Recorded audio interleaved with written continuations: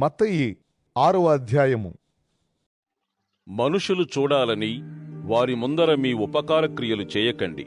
అలా చేస్తే పరలోకంలో మీ తండ్రి మీకు ఏ ప్రతిఫలం ఇవ్వడు. కనుక మీరు ఉపకార క్రియలు చేసేటప్పుడు కపట భక్తులలాగా మీ ముందర బోర ఊదించుకోకండి. మనుషులు తమను గౌరవించాలని వారు సమాజ కేంద్రాలలో, వీధులలో అలా చేస్తారు. నేను ఖచ్చితంగా చెబుతున్నాను, వారి ప్రతిఫలం వారికి పూర్తిగా ముట్టింది.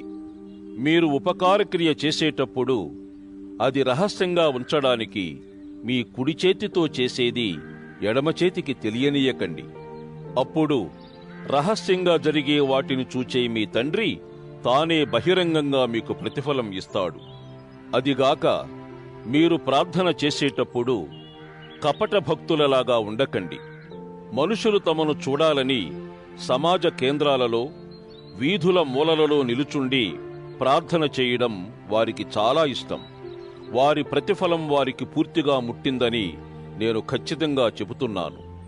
మీరైతే ప్రార్థన చేసేటప్పుడు మీ గదిలోకి వెళ్ళి తలుపు వేసుకొని రహస్యమైన స్థలంలో ఉన్న మీ తండ్రికి ప్రార్థన చేయండి.